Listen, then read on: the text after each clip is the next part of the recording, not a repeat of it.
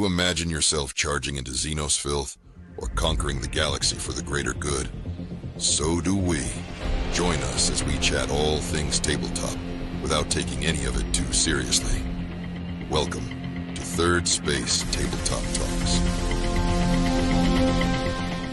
Hello and welcome to Third Space Tabletop Talks, where we're talking about tabletop games is really it. I'll introduce everyone here. So firstly is me. I am When I Can Hobby. Some of you see me on TikTok and Instagram. I've also been on with the Nuffle Nomads and all the Nuffle podcasts. And we are starting this one, who I have got with me. I've got Seb from Let's Geek It Out. If you want to introduce yourself, Seb. Hi, I'm Seb. Thank you, Seb. Cool. And then we got Ben. Sorry, Seb. See you later.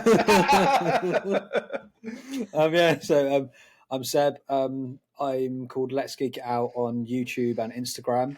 I'm kind of sort of a beginner to all of the hobby, and I'm just kind of here to pick stuff up and add more brushes to my brush set, I guess. There we go. And then we have Ben. Ben from Jedi Archives. That's it. I'm Ben from the Jedi Archives. I'm here to, I guess, just talk about plastic soldiers. And that's about it. And add the most caramel voice to a podcast. And if it is, I listen to myself and I'm like, God, that's annoying. So no, the whole point of this podcast, guys, is just a bunch of guys doing a hobby. Like every middle-aged man decides to do another podcast because what else we got to do apart from doing beer in our garage or something like that? We paint plastic soldiers and want to do a podcast. But I don't. Yeah, have you guys got anything else to add to that? No.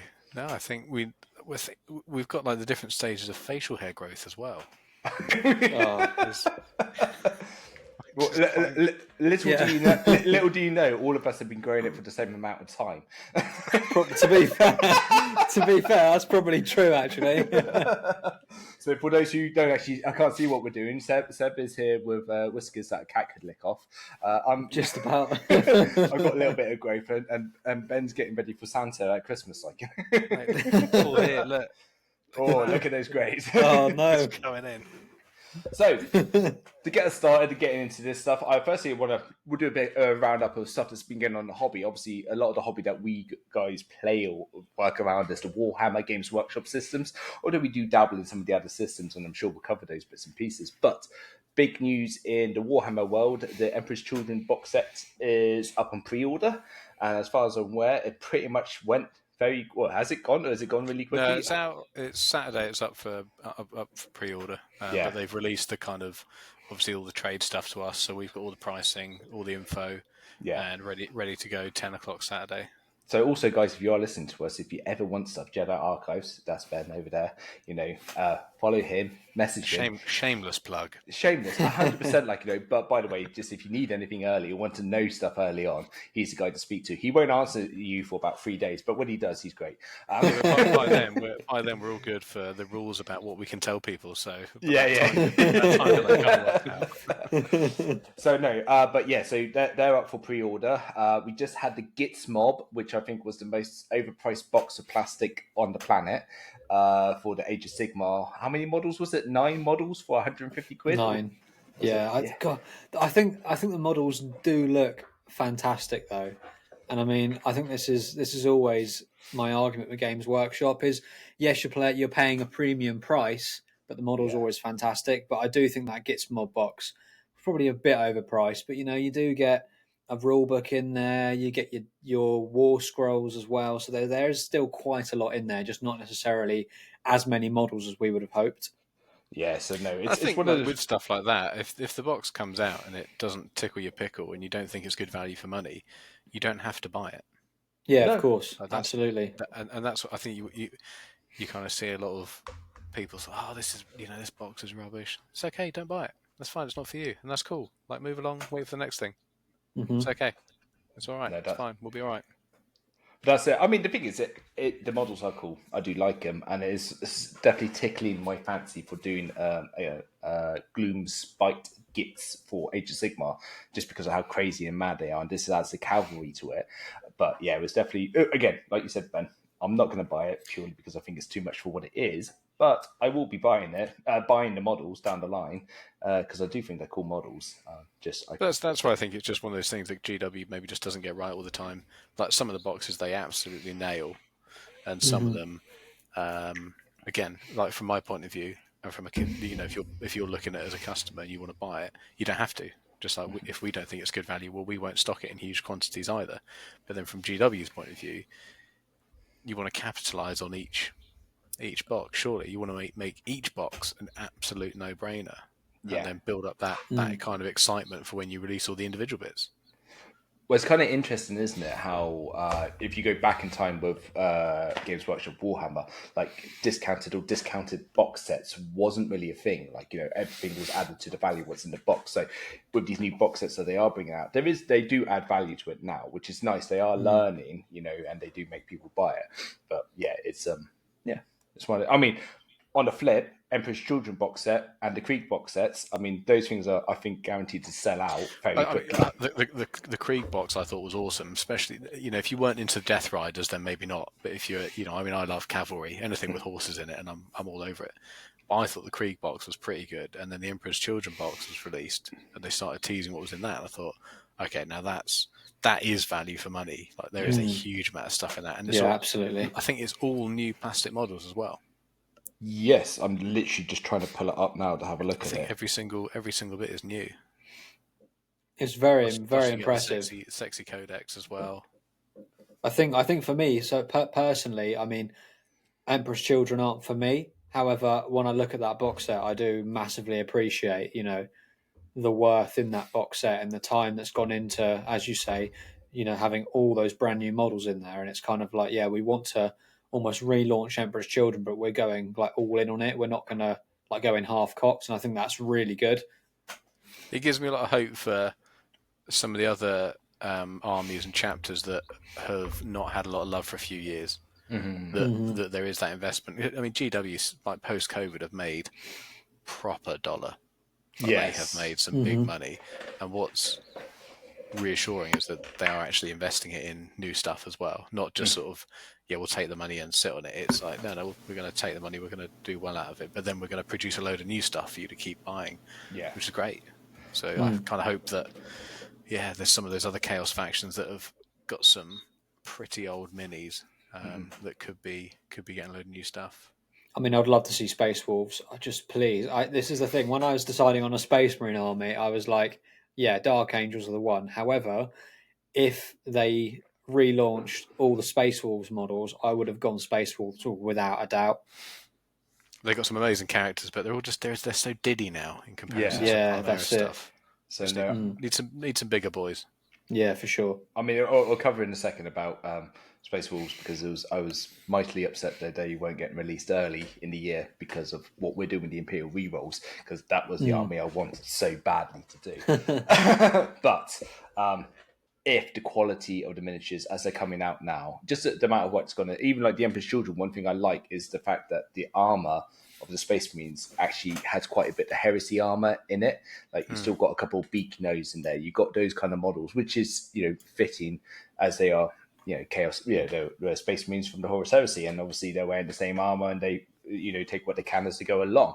So, you know, I really like what they've done there, and I'm looking forward to seeing more and more. As you said, they've done really well since off the back of COVID, and just the models that they're producing. I mean, I'll be absolutely honest. If I was to really lay out what got me back into the hobby, was literally everything from 2020 onwards.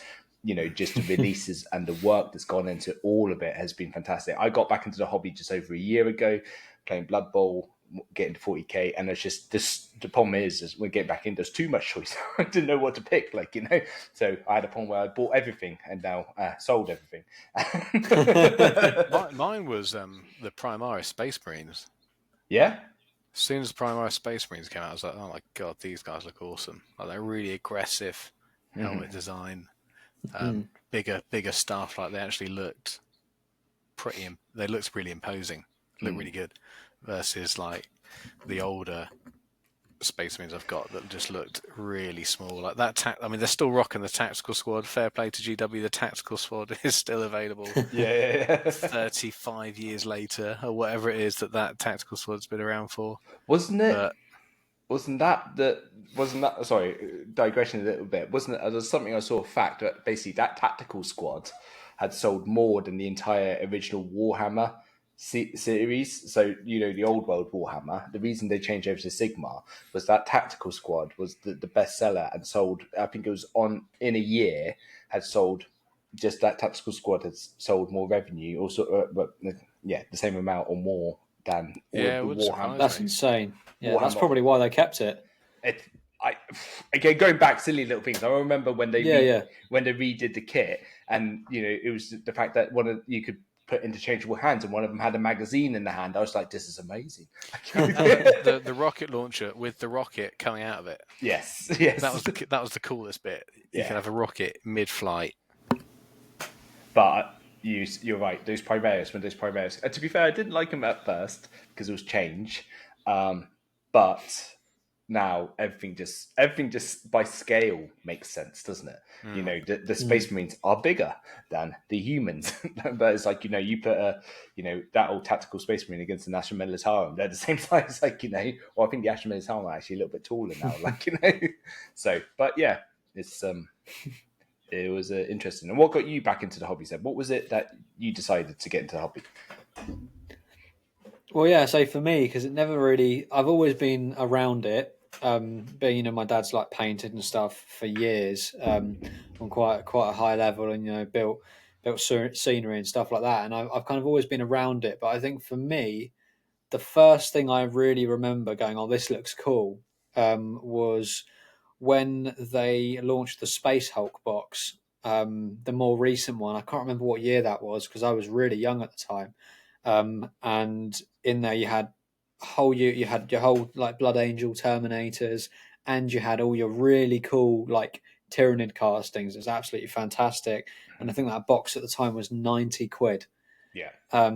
Which was incredible. And I remember my dad saying at the time, because I think he got bought it for a birthday present, and he said, "Get a second one.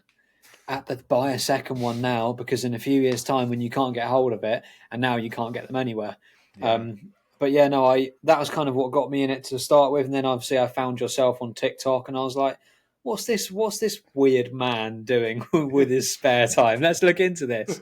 And then obviously I was like, "Oh, it's Warhammer. I remember this. This is really cool." And that kind of got me into it. And then I did what most people did and went all in very quickly and bought a whole army here, whole army there, and then kind of sat there looking at my pile going, I'm never going to get through all of this, am I? But it's worth it, But that was for me. Yeah, that's how I kind of got into it.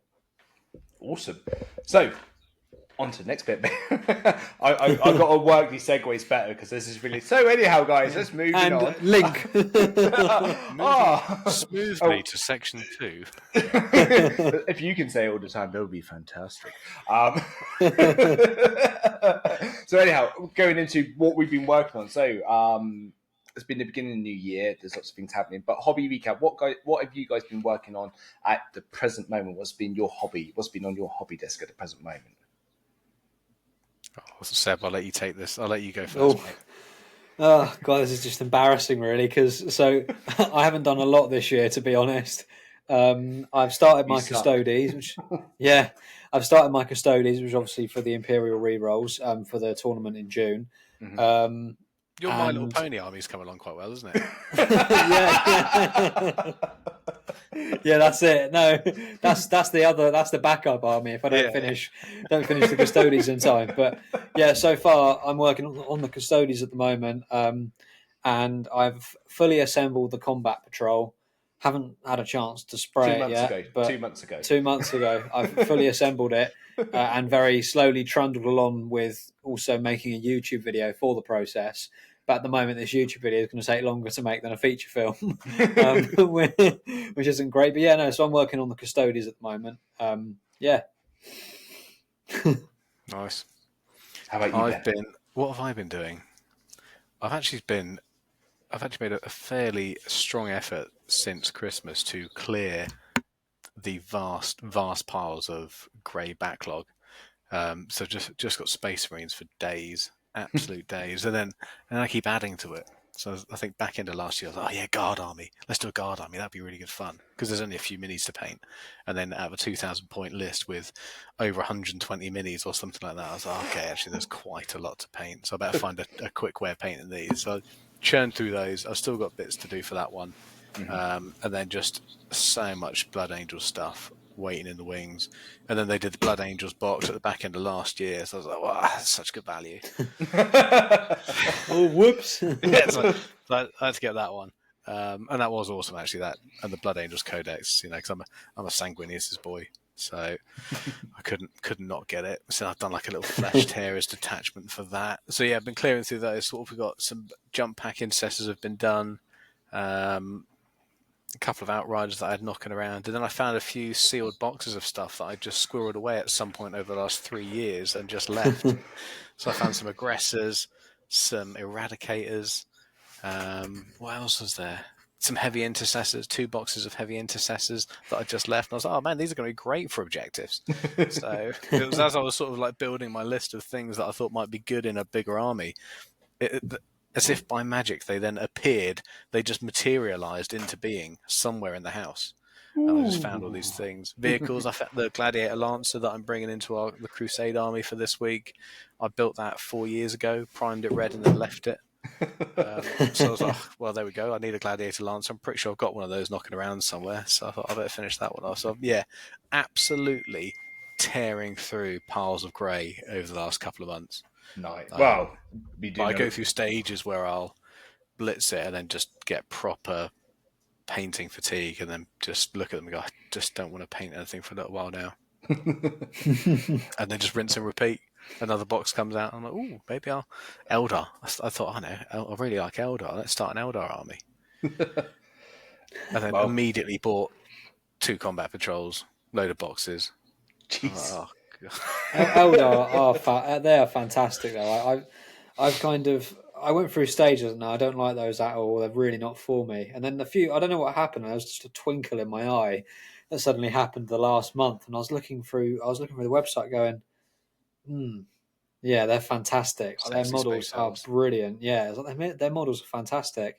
And I'm now going, could I start Eldar? I'm like, no, I can't start Eldar because I've got Custodes and I've got 2,000 points of Dark Angels sat in that cupboard. Well, we've got the new Eldar Combat Patrol, or Eldari, I suppose we should say. New Eldari Combat Patrol going live on Saturday. And that's got the new Warp Spider minis. They look really cool. They do. They do. 10 Dire Avengers, Wraith Knights, and not Wraith Knights. God, what are they called? The ones with the axes. Wraith Guard. And a Spirit Seer. So I'm like, oh, actually, that's really usable. That's a really usable box. Like that's one of those combat patrols where you go, yeah, you would just buy 2 of them. Nice. If you were building up a thing, you could buy 2 of them. A bit like the Grey Knights box. The Grey Knights box is awesome. Yeah. Because there's very little stuff that you wouldn't want to duplicate. Yeah. As opposed to say, like, I don't know, the new Guard box is cool, but you can't really, unless you want to go all cavalry, it's a bit of a weird, it's a cool little add-on, like if you want some stuff to supplement things, it's cool, but I would say the previous Guard box, Combat Patrol, was better. I think... There's no guardsmen in it. Yeah, no, that's it. You've literally got the command squad, the Cassicans. That's right, the Cassicans. The Cassicans are cool. Cassicans are awesome. Cassicans, and then it's 10 Rough Riders. And then Genghis Khan riders, yeah. Yeah, Genghis Khan riders, yeah. Which look cool. And actually, partly it's just because it's not my kind of, like the Krieg Death Riders I think look awesome. That's very much my kind of like aesthetic. Whereas the Mongol style... Ben likes Krieg. Take from that what you will. I just, it's all about the uniforms, man. But no, you are right. The Krieg riders, as opposed to Attila the Huns, it is that kind of. I would probably kit bash those Rough Riders quite heavily. I think to give them more of an in-keeping vibe. I mean, again, it depends what guard army you're rocking with. Mine are all sort of traditional guard in that sense. Like there's a lot of guardsmen, a lot of tanks, and then having sort of like that Outer Mongolia sort of vibe wouldn't really fit. So I'd have to kit bash them and give them some pointy, pickle helms or something like that, just to as you do, bring them back down into terra firma. Put them in some trenches. Off we go, like They love it. So no, but yeah, so that's what you guys have been up to. Also, another thing, Seb, I just want to put a shameless plug on you. You won a couple of awards on your film. Oh yeah, Yes. that was pretty nice. So for like my filmmaking and stuff, I DP'd two short horror films. I'm sorry, Seb. You DP'd. That's what they call it. I DP'd my film. That's what it's called. That's literally what it's called. Director of photography. They say you're a DP on the job, not a deep penetration. And now we know how Seb won those awards. Oh, fucking hell. Fuck's sake. How is Harvey Weinstein? Yeah. Best buds was. Oh, Christ. Sorry. I wasn't meant to destroy your moment there, but I feel like you fucked the moment completely, Steve. That's what I think that was the problem, wasn't it? On shoot. Yeah. It was in the moment. Oh, Christ. But no, sorry, it was two short horror movies, wasn't it? Yeah. So I was the director of photography on two short horror films. You know, Seb, they called that DP. Yeah, cheers. Thanks for that, Steve. We kind of planned them last year. We just shot them very quickly, and then.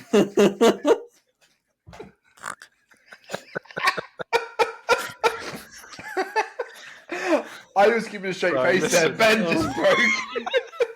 I can't. Just give me a minute. Give me a minute. Oh, I've gone proper red. It's okay. I'm back in the room. So let's just cut that. I'm keeping it. Yeah. I worked on two horror films and they won film festival awards. We got there. There we go. That's awesome. That's very Fantastic. cool. Cheers. They are Thanks. very good. Thanks, guys. And is there anywhere that people can see those films that you've done, Seb? Yes, so they're on YouTube on a YouTube channel called X More Films. And Steve will link it down below. Indeed, if I remember, remind me. But yeah, I will put it in there. So no, fantastic stuff. Steve, what have you been working on? Well, I'm going to tell you now. I set a couple of shameless plugs. I managed to get myself into a White Dwarf article. So that was in January. Article.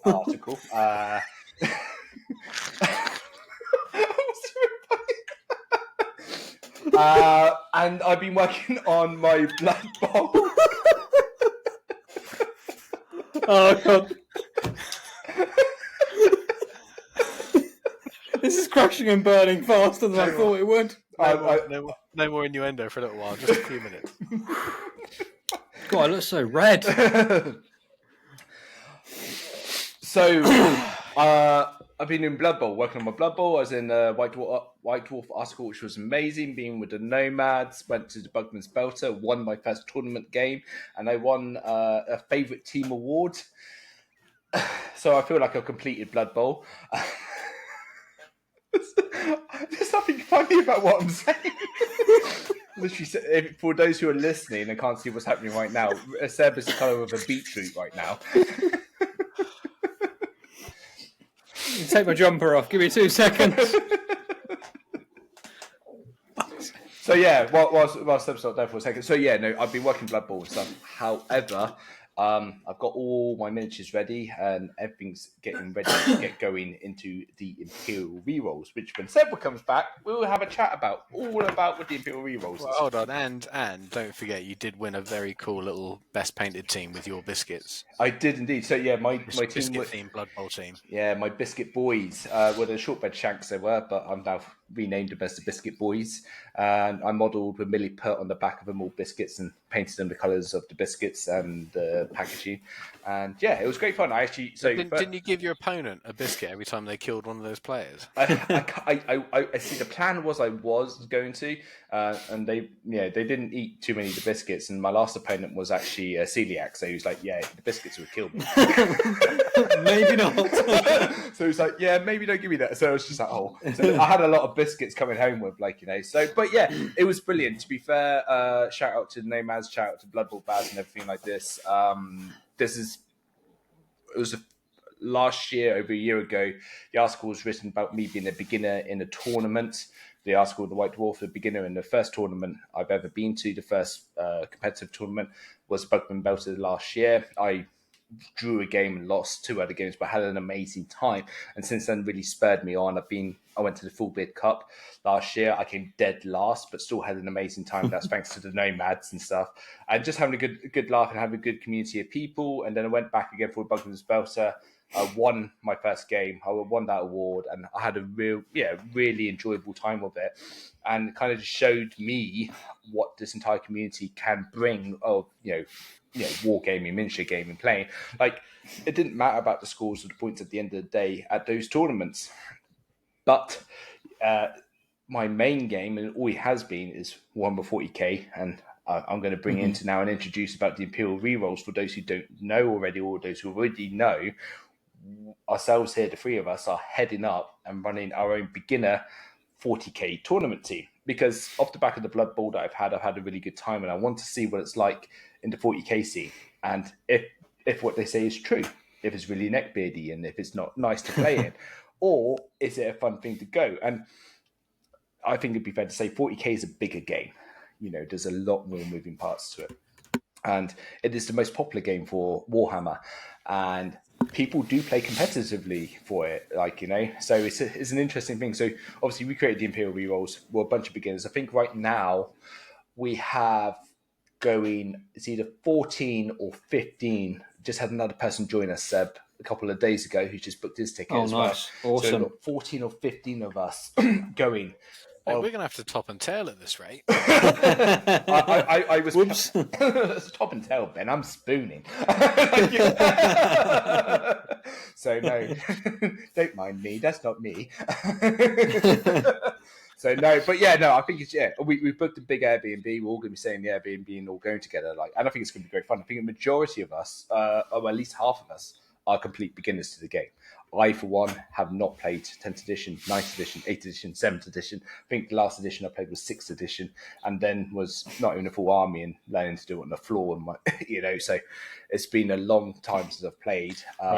Most of my time with the hobby has been painting. I played the Lord of the Rings back at college and school, but that's going back 20 years or whatever that I was doing. Battles of Middle Earth, or Battles for Middle Earth. I can't remember what it was called by then. I think Middle Earth, the strategy battle game. So I did that. But mostly, it was the hobby side. It was the painting, and then I dipped in and out of it a few times. I did actually try playing Saga, but I had such a horrendous first outing.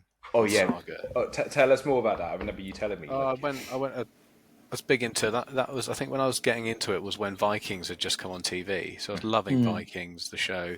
And then they had the Yoms Vikings as a faction. So I was like, yeah, man, love the Vikings. The sculpts are really nice. Did that, painted them all up, and the mate was, let's go down to this, place where we can play. This was before the Jedi Archives, so again, this is going back. This must be 12 years ago, I reckon. It was a while ago, but this is how emotionally it's affected me. But I went along, and I kind of went in knowing that I'd kind of looked at the rules, and partly on my part, I should have spent more time looking at it. But I also thought, well, let's just go and play, and I'm sure I'll kind of be able to work out as I went. That wasn't how it went. I just got absolutely tabled. It was the vibe was very much a frustration that I was new to it versus a lot of other people that had been playing for quite a long time, and I was just like, I didn't like that. And they have remained in the same box. They came out once, and they went back in the same box, and I don't think I've taken them out in 12 years.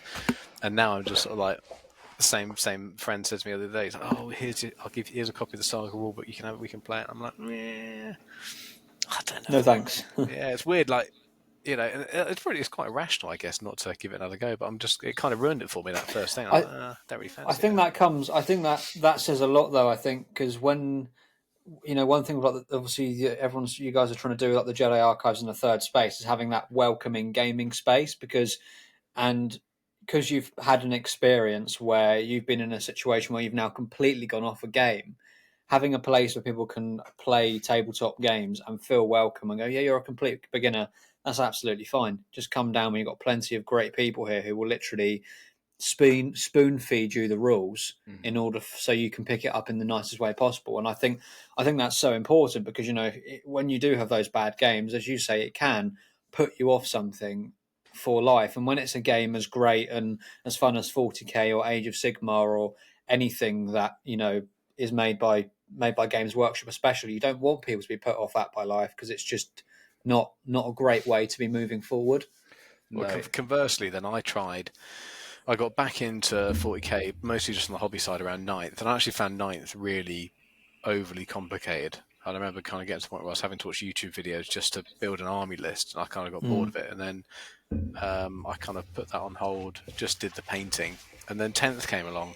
I was like, oh, do you know what? I'm going to give 10th a proper go. And actually, I've nothing but enjoyed it. And I think prior to that, I'd been a little bit kind of like, GW was the cool kid, and I'm just not going to like them because they're cool and because they're the most popular. And now I'm like, there is a reason that is one of the biggest tabletop games in existence, because actually, as long as you get the right vibe, the right community, the right people to play with, it's amazing. It's a ton of fun. Mm-hmm. The effort that goes into the lore, all that stuff, like the whole thing as a package, as long as you get the right place and the right people, it's quality. It's such a good game. Yeah. No, I think obviously I've been building a list. I played my first ever 40k game. I think it was last week, as part of the Crusade campaign. So for those who don't know, Ben and I are working together. We've got Ben's Jedi Archives, and we're working together creating the Third Space community, which is the idea of it is as a gaming club. It's just, first rule and the main rule is don't be a dick is basically it. We're all here just to have fun, and we've started a Crusade campaign in store, and I think everyone, just a few other guys who are beginners in there as well. But it's just, it's a bit of fun and it's enjoyable, and everyone's walked each other through their first games of the campaign. I don't think anyone's had a bad game. There's no vibe of, anyone out there to win hard. Other guys have sacrificed positions or points just to make sure the other people have had an enjoyable game, which has been great. So I've been absolutely ruthless. If you make mistakes, you'll be. I will crush you. So no, I mean, it's that kind of thing, and I think it's the community or whoever you play with is what creates the best vibe. I was very fortunate. I mean, again, my experience is Blood Bowl, and I played Blood Bowl, and the Blood Bowl community are great fun. And mainly because the game, in the nicest possible way, and I mean this in the nicest way, is stupid as hell. It's basically American football in the fantasy world. You get to throw people down the pitch. I've made my team as biscuits because why not? And everyone doesn't take it too seriously, though. Don't get me wrong, I have seen serious players, but even when I played against harder players, they were still good with me, and they still walked me through the rules if I made mistakes or anything like this. And no one went, "You've ruined my game." It was all good fun. So it's a shame what you had with Saga, and obviously my experience with 40k in the archives and third space has been brilliant. And what I see and the people there is brilliant. But I think what's going to be interesting is when we go to the Bristol Grand Tournament as a beginner tournament team, we won't be pure beginners. We're planning to spend a lot of time now playing. No, but we're certainly not sort of like championship that level. Oh no. I like it. I think it's an interesting thing, like you said, with Saga about going and knowing the rules. I think there's a certain amount, like 40k with 10th edition and the way it is at the present moment, you can pick it up and play it. And there's certain things you skim and you miss, at the start. And after the game. It's like, oh, I had that, I forgot this, command points, stratagems, and all this kind of stuff. This is all new to me. It was never part of the rule set before, so I'm trying to learn and remember these extra rules. That actually helped me, but also on the flip of it, I'm kind of a person, I think like you, Ben, I'd rather just get stuck in and play the game, and I'll learn as I go along. I only learn by making the mistakes. So I can't, if you, yeah, I'll be absolutely honest with you. I've got loads of the codexes and stuff. And apart from the lore, which is the interesting part to it, and the stories and everything else that's behind it. And the pictures are pretty as well. Look, let's be honest, it's a picture book for me. Like, It's all about the pictures. I was bullshitting about the lore. Like, everyone else tells me that. Like, hey! It's a pretty book. But it's that, though. I just flicked straight to the page with Sanguinius on, and I'm like, there we go, I'm done. Yeah. I'm bored of that now. You can't open those pages anymore. You can't. They're stuck. But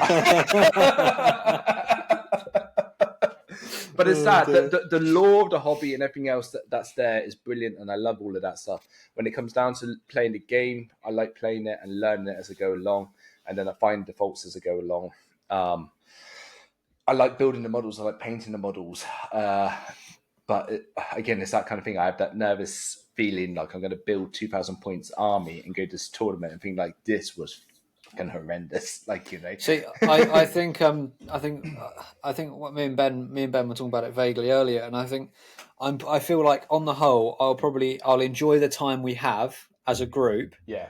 Probably for me the least enjoyable part will be playing the games, but that's probably not the best way of putting it. But I think I'm not going in there expecting to do well. Mm-hmm. I'm expecting to make a lot of mistakes, probably play quite badly, but I will have learned something that will somehow make me improve moving forward. And I think on the whole journey of getting the army ready and getting into a tournament I'm going to enjoy the journey a lot more. And I think having that sort of deadline, I have to have this done by then, means I'm going to have an army done and I'm going to learn the rules and I'm going to play it. Where if we weren't going to a tournament, I would dawdle through the army even more than I am already. And I probably would take a lot longer to learn the game as well. But because we're setting those almost like the waypoints, we need to have this, this, and this, I'll become a much better player, I'd imagine, in a much quicker time than I would if we weren't going to the tournament. Yeah. No, I get you. It's a labour of love, this hobby, I've found, and I don't think with every Blood Bowl tournament, it's been the last week when I got the team ready, but unfortunately it's not 12 players I'm painting here. I think I've got 80 something miniatures I've got to get ready. Yeah. and so far I have painted, wait for it, 2. Oh, more than me. Two more than me. I've painted 2 cultists, I have. So, no, I need to really get a wiggle on and get painting them. But there's another point I want to bring up. I did half of one of those. Yeah, you did half of one of them. But I was going to do something nice here, Ben, and say about, like, Ben, there's one thing about this army, and working with Ben recently, like, Ben, I don't know, it's digressing to quite a bit here, but slap chop painting. I'm just going into painting techniques and styles. Slap chop painting. I tried it when Contrast first came out. I hated it. I went back to layer painting. However, Ben has a very fancy way of doing slap chop painting, and I'm going to be dropping a video on it soon, which makes it a lot nicer looking, and I feel like brings a bit... I don't think it's fancy at all. I've just, like, when Contrast first came out, I just went through about 4 or 5 different ways of doing it until I found the one that works. I look back now and I've got some that I look at and I think they're absolute dog shit. But they were just methods that just didn't really work. So like, I don't like the light prime coat. Yeah. Like a lot of people use like a Wraithbone and then go straight onto that. But I think it's too light, and maybe it's just me. I just haven't quite got the technique down to make that work. No, I think I prefer the black with the gradient. I think from an outsider point of view, who obviously came down to the archives and saw your models, and I said to Steve, I was like, how the hell is he? They're amazing. They look fantastic, sort of thing. And Steve was like, they're slap chop. Well, no, they're not. I was like, they're not slap chop. They look fantastic. Because from my point of view, I was thinking, God, you must have taken so much time with painting. But obviously then I had a chat with you about how you paint stuff. And I was like, it's awesome. And I think a lot of people will, obviously slap chop already exists, but I think when people see how you do the slap chop technique, I think that will help people massively, to get those armies on the table in a battle ready state that you're happy with. I think the way I look at it is I could spend 10 times the amount of time that I do on my painting, but they won't look 10 times as good. They will look better, but they won't look 10 times better. No. Because I'm just not that good. No, no. As well as another thing I want to do with this Imperial rerolls, like all of us being beginners, is about obviously we're a beginner group going to play the tournament as beginners, but also I want to know that we can paint armies, enjoy the process of painting the armies, obviously shared journey. But for me, painting 90 odd miniatures is going to be quite a job, and I want to do it nicely that I'm going to be proud with, and that's why I'm going to be doing the slap chop method that you show me. And we'll be dropping a video about it. But to break it down quite simply, is you spray it black, and then it's a gradient of 3 greys, isn't it, that you go through? So you do it. Yeah, so from three shades of grey from dark to light, and then you're going with a lighter dry brush as you go up through the gradients. So your final grey dry brush with almost like an off-white. So I use either Corax white or Ulthuan grey as the final one, and that's just a real light grey, but that's a very top-down, very light dry brush, and it means you get that nice sort of just a really nice gradient. It's a really smooth. It's really dull. It's a really dull part of the process painting grey. Especially if you're doing like a big block of minis, but it does mean that when you come to put the colour on it with the contrast, you're just one coating it. Yeah, you might do a little dry brush afterwards with picking out some of those layers, but largely you're just going to one coat contrast over the top and you're done. Yeah, no, it's there'll be, like I said, there's a video dropping. There's 2 cultists that we've done. One's with Ben's way of doing it, which is the 3 layer up, and one's with a black base coat with a Zenithal spray, which is just from the top down spray of white on the model. I think Ben's dry brush looks 10 times better. It looks like it's layered up, personally, is my opinion of it. And then, like the same as you said, Ben, you had the white undercoat version for contrast paints. That was the first thing that turned me off it, because you couldn't always get the white bits. Do you get me? Like, you're painting it, and there was always this little bit of white you miss, and not all the contrasts are created equally either. like some of the red, Flesh Terror's red, amazing. Imperial Fist yellow, amazing. Some of the browns, Snakebite leather, banging all day, every day. Those 3 top tier contrast paints. But some of the blues, the Astra Militarum green, for example, that going onto a Wraithbone base coat is horrendous. I find it really patchy, and that could just be my technique. It could just be that I've not quite nailed the brush techniques yet. But either way, I couldn't do it. So I was like, oh, no, that's not going to work. And it did. It ruined it for me. Whereas as soon as you got that gradient in, it hides a multitude of sins. Yeah. No, it does brilliant. I found that with a few models, because I think pretty much everything I've done so far, from my point of view, I want to get it done quickly, but it still looks nice. Pretty much everything has either been, I think most of it might have been a grey sear undercoat, and even with that, I look at the model now and go, I'm happy with this, but there's a white bit there and there's a grey bit there, and I now varnish the models as well, so I can't go back and sort it out, but I look at it going, oh, that's really annoying that there's those small things. As you say, especially when you're like spraying black first, if you don't paint it, it's a shadow area. You can see it. Who cares? It's a shadow area. It doesn't matter. Yeah. And the finishing point what I say is about us being able to get models on the table that we're happy with the quality of what they look like. We're not going to win in any golden demons. We're not, and this is the thing I found interesting, or getting back into the hobby. And actually, when entering my first tournaments as well, I was worried about the quality of the paint on my models going into a tournament, that someone might go like, oh, look at this. No one cares. Literally 0. No one cares. Like, this is the biggest thing. No one cares about how your models, as long as they're painted, because again, another thing about this hobby I like is a little bit thematic. Things have to be in the right color, or painted, but it doesn't have to be to the top scale.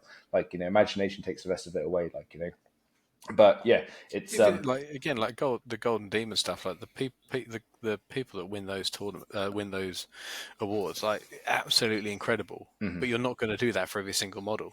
Absolutely not. You're putting maybe 100 hours into one of those miniatures. Yeah, and that's not practical to do that. And I think that's what's hard when you start looking at a hobby like this. You will immediately look at award-winning level minis, and actually even the obviously GW need to have like good looking stuff to promote their product. Yeah. But I actually find it really hard to do GW's heavy metal style. Yeah. I can't do it. I haven't got the patience for it. No. And so I think there's an element of you start in and you look at it and you go, I'm never going to be able to do that. I think as well, though, It's never going to look as good as that. I think as well that it's as you say, it's the time constraints as well. I was reading an article about the Skaventide box because I was looking at all the photos, going, "God, these Skaven are absolutely fantastic." But in the article, it said each one of GW's artists was given 2 or 3 Skaven to paint each, and just go, okay, so as an individual, you're telling me that you want to paint 80 models to have ready for an army in a few months to that standard. It's impossible. Yeah, You physically can't do it. That is why, they had however many artists. Here's a Skaven box. You've got these 3 Skaven, and we're not talking like the ogres. We're talking the clan rats that are tiny, and that kind of puts things into perspective. And as you say, I think it's very important coming into the hobby that people realise these. You've got to set your expectations at the right place. And if you go in going, yeah, I'm going to paint box art work of a whole army in 2 months, you're going to be very unhappy when you can't do it. Yeah, no, very true. I mean, the thing is, it's like, again, one thing, if you were to look at a model that you did a year ago to a model that you've done now, I can see progress in my own painting skills. But it's also accepting where I draw the line on the models. Like, for instance, my biscuit boys were all layered and I spent a lot of time on them. But if you look at my Imperial Nobility, that's what I will do. I'll get a shot of my original Blood Bowl team that I took a year ago, next to my Biscuit Boy, next to my Wood Elves that I took at the Bugman's Belter, and next to the Biscuit Boys I've taken 3 completely different styles of painting, and my progress over all the different types of painting and time. I'm happy with how I've progressed with my painting skill. I am, like, again, no way a fancy anyway Golden Demon winning painter. My last the Biscuit Boys were cell shaded, so block colours, really easy to do, but I enjoyed doing them, and what made them win was because they were different. So it's I think it's that kind of thing. Like, hopefully there's some of the people listening will kind of be like, oh, I actually can resonate with that I worry that I think it's another reason to pick what you like the look of, and not like chasing meta lists or. But I don't think we don't have too much of it. I don't think, but you will have people. Oh, what's the best army then? I'm like, oh, they're all. If you remember all their rules, they're all pretty good. If you play one army enough, you can beat anyone. Yeah. It doesn't matter what they are. Like, it is kind of my argument with like the Skaven, because I was originally thinking, I don't know if I want to do Skaven for AOS because there's just so much there, and looking at the win rates, they don't win a lot and stuff. I'm thinking, hang on a minute, they're literally my favourite looking army in Age of Sigmar. They've got such a variety. You can play them how you want. Why the hell wouldn't I want to do them? And I think that's now where I'm looking at them from that perspective, instead of going, I want the best army in the game. Doesn't matter because I don't know how to play the game. So they're not going to be the best army for me. I think this is my thing. If you're going to spend, because we just spent a bit of time talking about how long it takes you to get stuff to the table. So you've got to buy it. You've got to spend your hard-earned dollar, buying it. You've then got to cut it out of sprues, trim it, build it. Then you've got to get around to painting it. Like, you're going to spend an awful lot of time looking at these models in different stages of completion. Mm-hmm. And if your only reason for picking them is that you think that you might win with them, and it's not that you like the look of them, you're just going to hate that journey. You're going to miss out. You'll burn yourself out. You will burn yourself out, and you'll kind of like, you may end up just begrudging it and going, I don't like them at all. Just like, pick what you like the look of. If you like the lore, if you like how they look, like if you like Ultramarines because they're cool, get Ultramarines. If you like Tau, don't say it. Don't say it. Oh, he said it. if you like Tau, rethink your life. But if you like whatever it is, if it doesn't, don't worry about whether they're the poster boys. Whatever it is, if you like the look of something, you like the lore, go with that. Yeah. And then buy stuff you think that looks cool, especially for your first lot, because you just want to build it and have fun building it. Because you're going to spend your initial investment is going to be fairly high. Mm-hmm. So buy stuff you like the look of, buy stuff that's going to be fun, and then worry about making it better later on. And buy it from the Jedi Archives. Well, yeah, obviously buy it from me. Yeah, that'd be a good deal. Yeah. But yeah, just until you get to the top tier, it's still dice anyway. Yeah, it's You can literally. have the best side, the best army list, the best plans, and you roll a load of ones, and it doesn't matter anyway. No, literally, like at the Buggins Belt, the team I beat, I didn't beat them. His dice made him lose the game. You know, there's one of the you have two plus dodge to dodge out of stuff. It's you had to get a 2+ on the dice, and he has rerolls because of the rule he has his dodge, so he could reroll ones. It was like the amount of times he was rolling 1 and a 1. And it was just like unfortunate. The second turn, he killed his own star player, like the main thing that was going to give him the backbone of the team, someone who's really unkillable by me. But he tripped over and he broke his own, broke his armor, and that was it. It was in the bin, like, and that was, again, it's like you said, it's dice. You know, you're going to win some, you're going to lose some. It's just by chance and probability, you know, and you don't know that unless you got weighted dice. You know, it's yeah. Obviously, you can build the odds in your favour, but I mean, I was playing one of our regulars last week. Part of our Crusade game was against Thousand Suns, and I'm going there with the Blood Angels. I've got into melee. My main thing is get up the board, get into melee, and then it all should work out.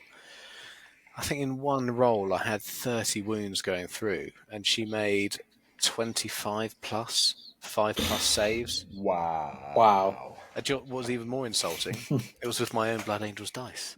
Oh no! I was like, listen, save you counting them out. Here you go. Use my dice because these are all the hits, and then proceeded to roll like a 90% success rate on saves. I was like, that is outrageous.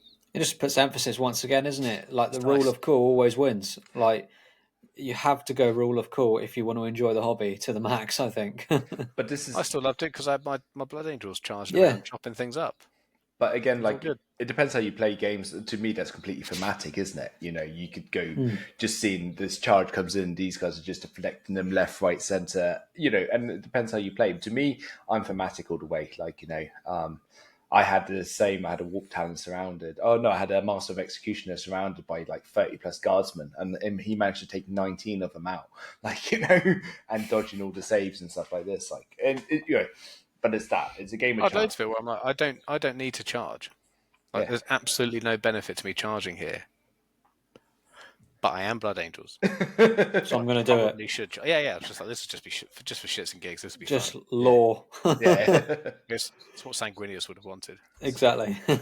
So no, so I'm just going to recap. So we've got the Imperial rerolls, but this is coming up. So guys who are listening or interested, there's not a select amount of spaces. If you want to join us, we're entering ourselves into the Bristol Grand Tournament in June. There's still tickets on sale for that.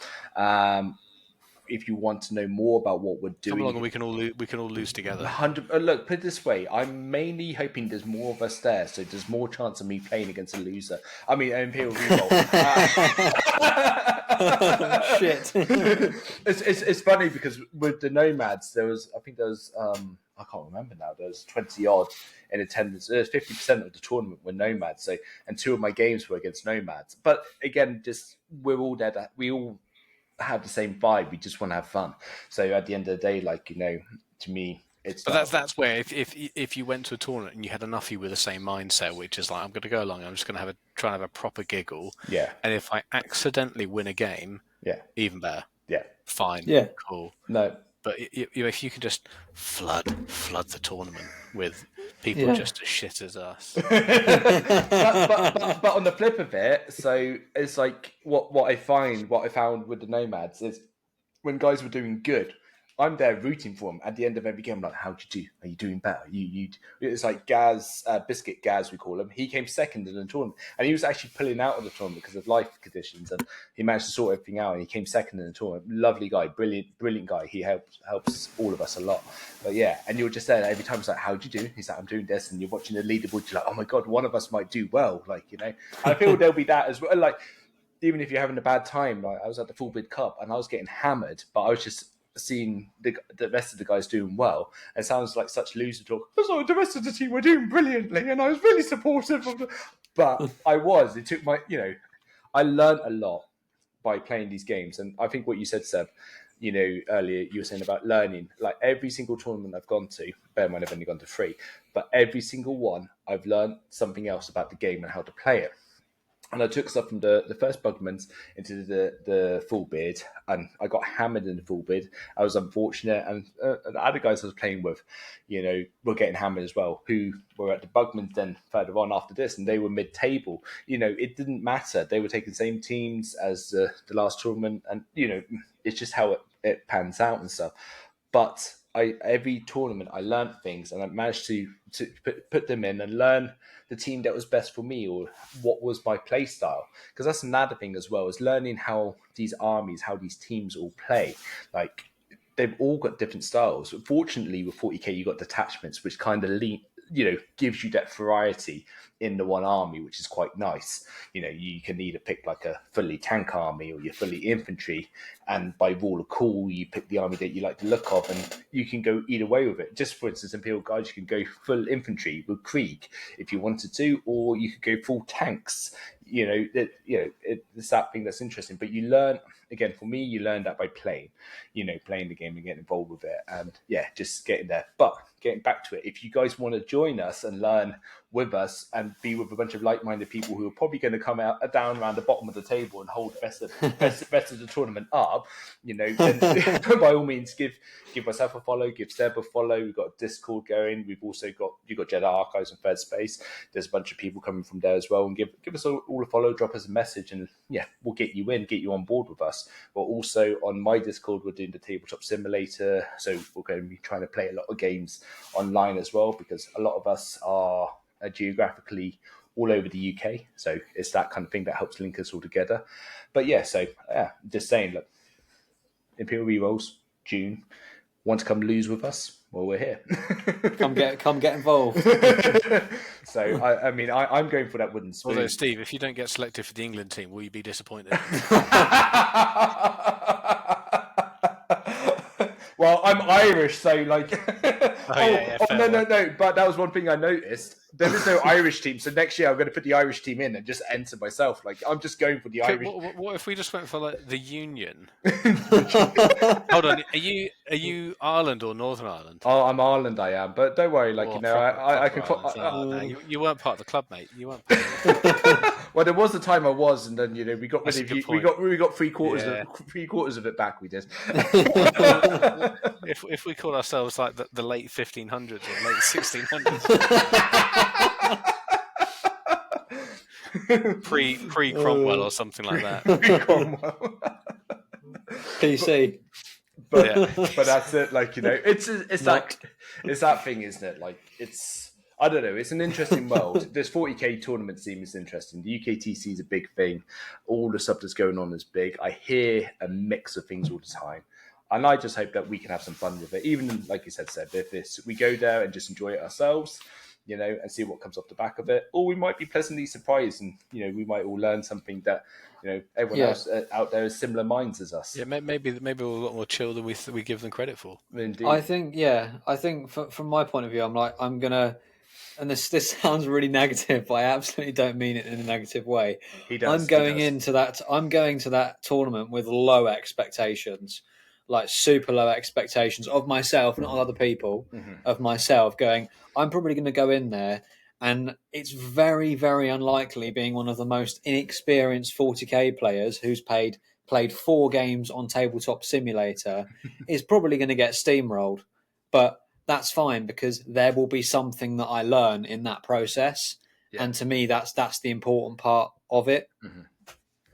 No, it definitely is. And I think, again, I say, if anything can come back from what I've experienced in my short journey so far, it's just you learn so much. And if you go in with the mindset of you're going to learn something, it's that.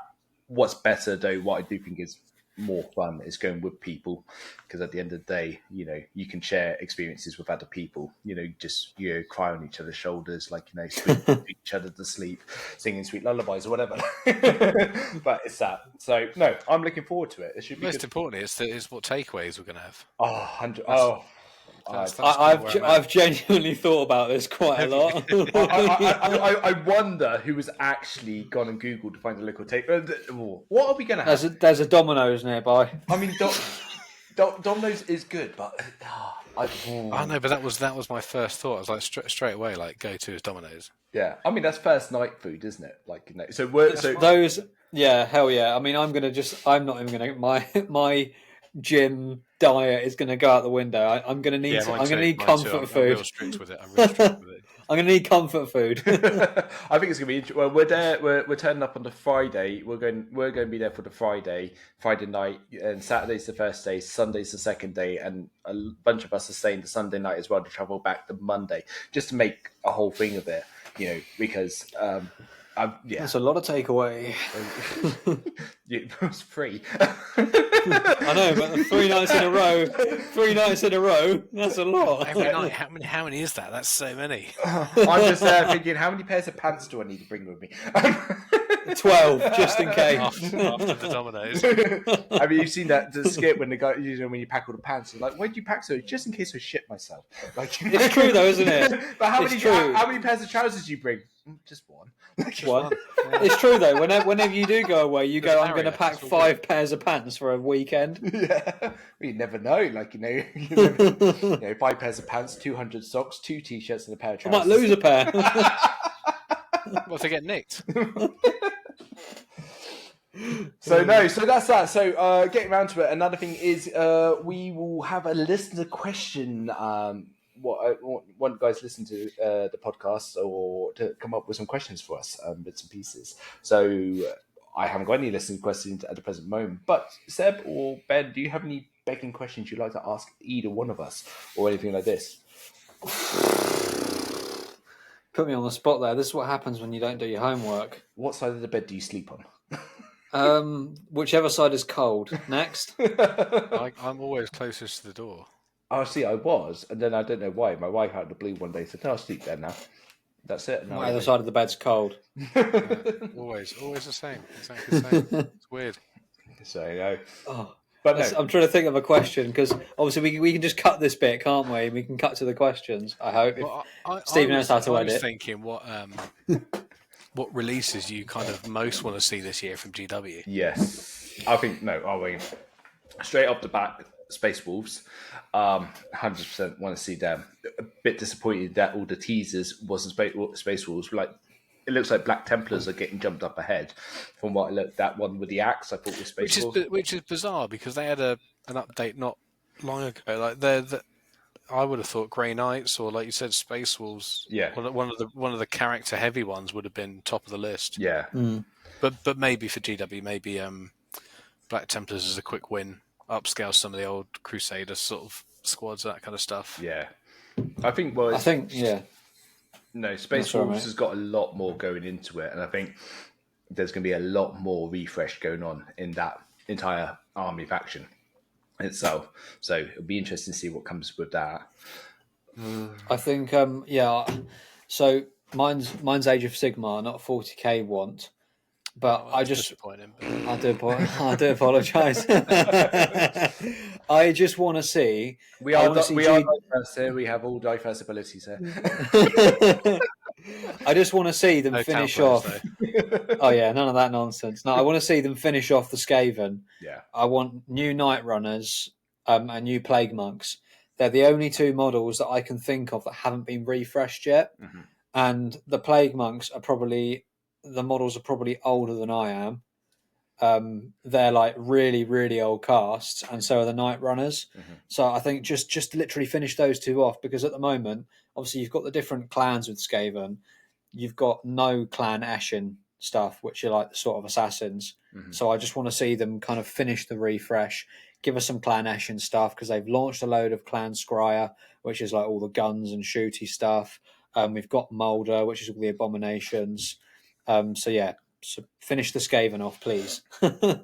What about you, Ben? Not that they're going to be watching this, but still. Wow, yeah. Can you imagine, like, oh my god, these 3 lonely men decided to do a podcast. Their first episode. I tell you what, we're going to take everything they say by Bible. These are the guys we should be listening to. We will do it now. We will do it now, man. Bring Sanguinius back. Do you think they're going to bring Vulcan back? Vulcan seems like one of the most likely. The other one would be Dawn. Yeah. I think I quite like the Fist, so Dawn would be a cool one. Vulcan is probably the least complicated, I think, to bring back. Yeah. And Salamanders have been getting a lot of love recently, so it kind of ties in. I mean, it'd still be cool. I'd probably still get the Vulcan model because I think it would look awesome, and he's a really cool character lore wise. Yeah. So we'll see. I don't know what would I like to see. I mean, they've to be fair, like the first part of this year, they've and the latter half of last year, they've done it. Like the Blood Angels one, I was waiting for. So like the new Sanguinary Guard, all that kind of stuff. I was like, yeah, awesome. That was a tick in the box. Krieg was another one I wanted to see, and then they've done the Eldar update. Bit disappointed that they've just reboxed the Warwalker and I think it's the Wave Serpent. They've just reboxed them, but I mean they're still pretty good sculpts. But it would have been nice to get something new with it. Yeah. I'm kind of torn on that one because I think like if it ain't broke, don't fix it. But also, you've had your money's worth out of that mold. Yeah. Like that sculpt has been going for best part of 20 years. You've done all right out of it. Give us a little update. Give us a little tickle back. So yeah, what would I mean? Like Dream.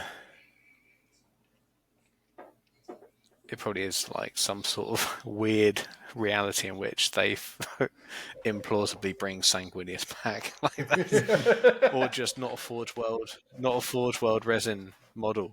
Like, give me a Heresy Sanguinius, but just in plastic. I even almost went for the Sanguinius model this weekend. It's best part. There's not a lot of change for £100. In fact, it might even be over £100 now for that Sanguinius model. But I'm like, oh, it looks really good, but it's out of stock. It's all out of stock, so you can't get it anyway. So, yeah. And the other one would probably be, I think, just more customization and upgrade kits. Yes. Like you've done the new Terminator sculpts, which look amazing, but why haven't you done Assault Terminators upgrade sprue? Oh yeah. I feel like that would be a really good one.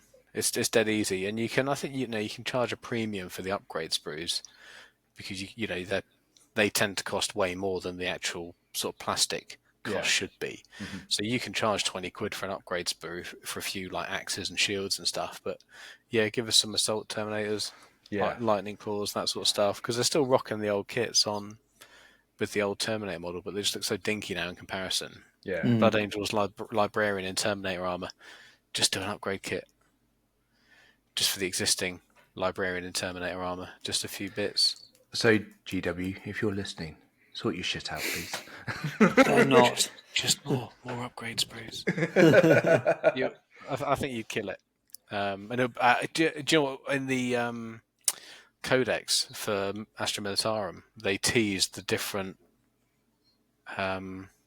regiments, didn't they? Yes.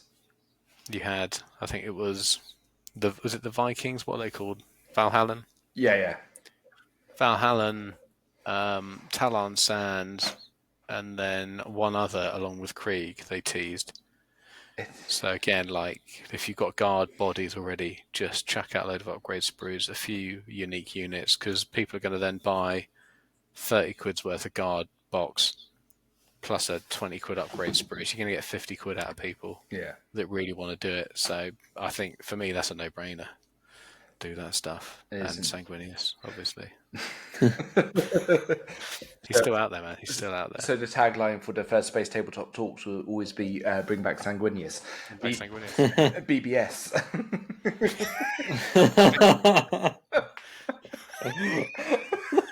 No, I'm not going to laugh. I can't go off again. Hashtag BBS. Oh, fucking hell. Make Blood Angels great again. Yeah. So no. But so no, guys. So I think, if you guys are happy, I'm going to pull this one to a close. I am. So the first Third Space Table Talk podcast episode. So hopefully the plan is we're going to be doing this fortnightly. This is when the shocked faces from Ben and Seb like, you what? I didn't buy into this. Fortnightly, this is a one-off. That was it. I completed the podcast. Mic drop. Completed it, mate. So there we go. So hopefully we bring this out fortnightly. So all comments and stuff. This is going to be released on Spotify. We dropped onto YouTube as well. So if you guys want to watch it, I believe you can watch it as well on Spotify when it gets uploaded. So if you guys fancy looking at 3 middle-aged men by all Hang on a minute. Hang on. I'm not middle aged. Sorry, Seb, you're guilty by association. Great, yeah. So I'm young still. Middle aged. Oh Christ! Just shut up. I've aged. I've aged in the last 2 hours. So if you want to see, Shit, Seb, you're at least 40, aren't you? No, 27. But Are you? nice try. Oh, if 2 men and a twink. Fuck's sake. This is when I'm just going to give Seb the login details because like there's so much to be cut out. I'm just running with it. I mean, look, if anyone's got this far in the first episode, like Amazing, well done. We'll pay for your Bristol GT ticket. Can you just imagine everyone's just like just wait to the end. That's it. So this week, stuff going on this week. I'm going to be building some more Chaos Space Marines. Hopefully, get my second Crusade match in, and also rip more wall down and fit some more stuff in the new something place that we're not talking about yet. I think we can kind of talk about it. I'm probably going to put it out there this week. So I think we can probably, by the time this goes out, I'm hoping this will go out quite quick. Month. I'm hoping to drop this in the next day or so because otherwise it will never get dropped. that's fine. Yeah, Yeah, fair enough. I think we'll be all right. We got some work to do tomorrow even. Tomorrow, we're yes, on that, aren't we? We are indeed. Yeah, we'll get dusty, get some stuff going. Ooh. We should probably put a little warning on the front of this podcast that foul language. Oh yeah, no, 100%. This is an NS. It's an NSFW. If you've got a mild disposition. To be fair, we've been relatively tame, though. I would say. Yeah. I think, like, maybe we'll have like a members only one where join our Patreon. Join our Patreon. Where we really find out why Ben likes Krieg.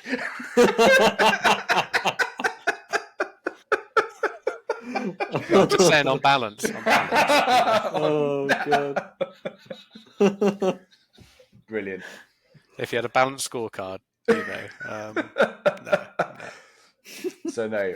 World War One was different. That's what Krieg are based on. And he's off. Me and Steve are going to pop. Out for 5 minutes and leave you with the audience.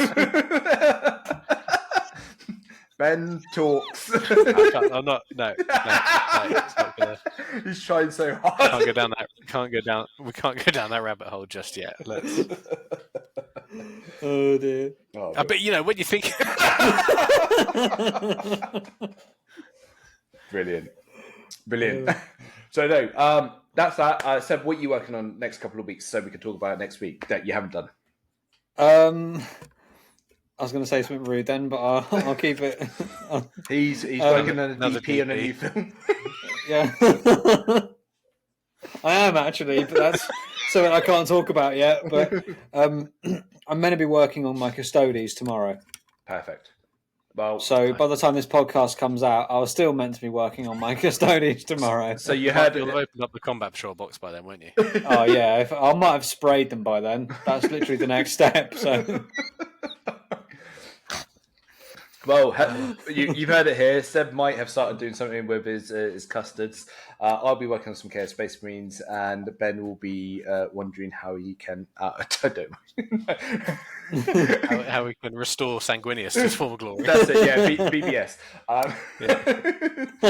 So I think what am I doing? Finishing off a Gladiator Lancer, a few finishing touches, a couple of bits on some Flesh Tearers. I've got 5 jump pack intercessors in Flesh Tearers garb to come along. And then I have just taken apart my Chaos Land Raider and converted it back to the right colour, which is red for Blood Angels. So we're gonna, maybe paint up a little Chaos, a little Land Raider for the Blood Angels. Just a little party bus, little Blood Angels party bus.